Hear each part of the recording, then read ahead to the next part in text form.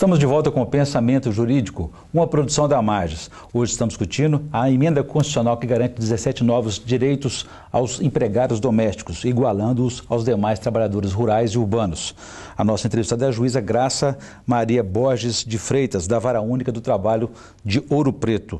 Doutora Graça, então a questão da regulamentação ainda da cobrança ou da contribuição do Fundo de Garantia por Tempo de Serviço. A senhora acha que pode haver alguma mudança até lá nessa regulamentação ou até mesmo um benefício para os patrões que terão arcar com esse novo compromisso?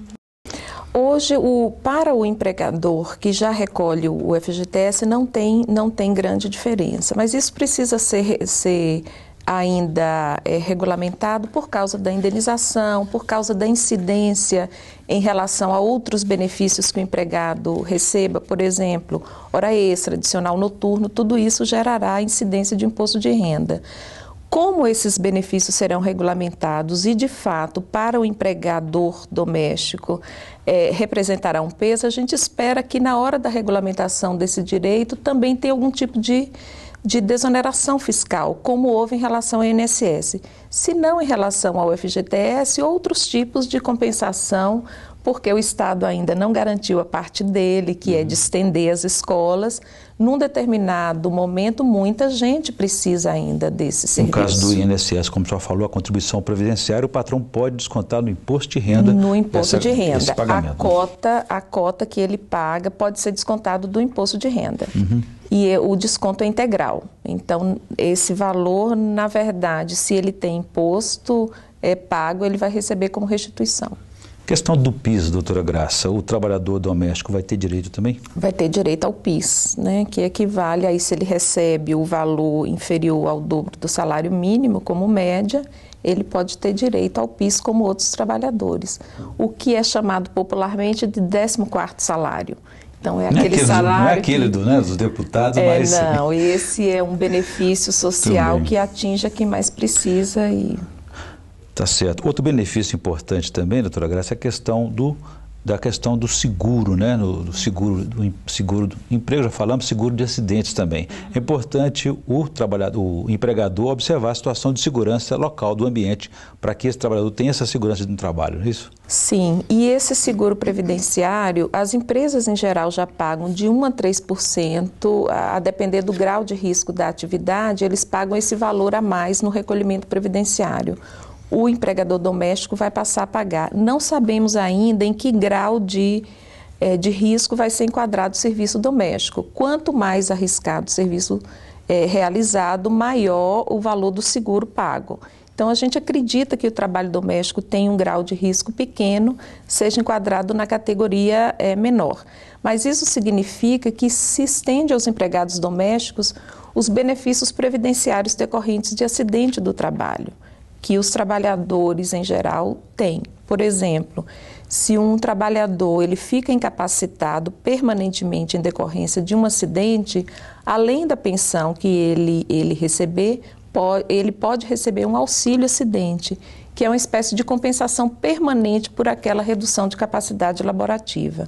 Os empregados domésticos não estavam entre as categorias que tinham acesso a esse tipo de proteção. E os patrões são responsáveis por aqueles funcionários que ficam pendurados no quinto, sexto andar, limpando janelas, sem o mínimo de equipamento de segurança, né? Esse tipo de indenização, hoje o risco já ocorre. Então, a gente recomenda que essas atividades assim muito arriscadas, que não sejam feitas pelos trabalhadores domésticos do dia a dia.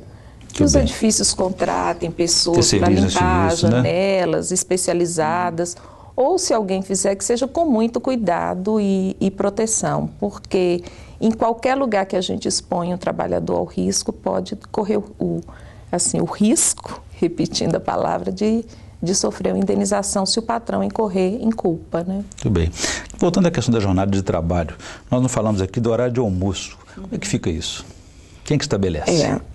Aí vai ter que ser ajustado de comum acordo. Esse intervalo intra-jornada, para quem trabalha mais de 6 horas, até 6 horas, 15 minutos. A partir de 6 horas, o direito ao descanso mínimo de 1 hora e máximo de 2. Esse descanso não pode ser estendido a maior que 2 horas, para não estender muito o horário final de trabalho do empregado. Ou seja, se ela trabalha 8 horas, tem que ficar mais 1 hora, então, em função disso. Se o intervalo for de 1 hora, ela vai ficar, o final da jornada vai ser estendido. Então, entre o horário que ela entra e o horário que sai, vai dar 9 horas, com 1 hora de descanso no meio. Esse tempo é descontado da jornada de trabalho. Muito bem. E aí tem que ser gozado integralmente. Provavelmente a cozinheira vai ter que ajustar aí qual vai ser o horário desse descanso por causa do horário de preparar o almoço. Muito provavelmente depois até que ela almoçar, né? Pois é. Bom, eu vou voltar a esse tema aqui, mas gostaria que antes a senhora fizesse a indicação de leitura para os nossos telespectadores no nosso quadro Pensamento Literário, por favor.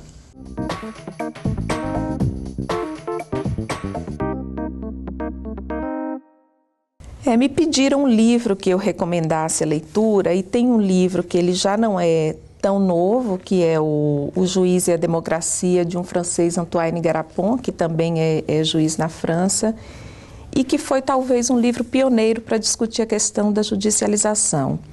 Mas o que é interessante nesse livro, esse é uma versão traduzida em português.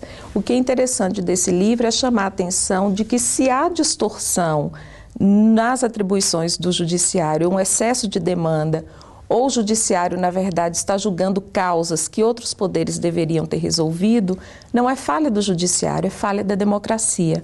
Foi talvez um dos livros pioneiros que debateu essa questão.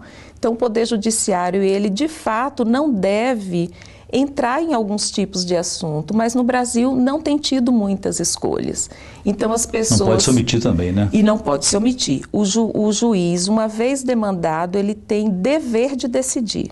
E o judiciário muitas vezes é demandado por falhas de outros setores, ou porque não houve regulamentação. Estamos aí 25 anos da Constituição e vários direitos não foram regulamentados. Então, o STF muitas vezes tem que suprir essa falha da legislação, para isso tem a figura do mandado de injunção. Ou muitas vezes se recorre aqui, principalmente na justiça comum, para garantir vagas em hospitais, por exemplo. É o que chamam de ativismo judicial também? Também se fala disso quando o juiz ele julga como se fosse legislando um pouco. Mas muitas vezes isso ocorre exatamente porque o equilíbrio da relação entre os poderes está falhando. Então, quem legisla está se omitindo de legislar, o executivo muitas vezes deixando de cumprir as suas tarefas, e o judiciário realmente é o último guardião da democracia. Bom, eu conversei aqui com a juíza Graça Maria Borges de Freitas, que é da Vara Única do Trabalho de Ouro Preto.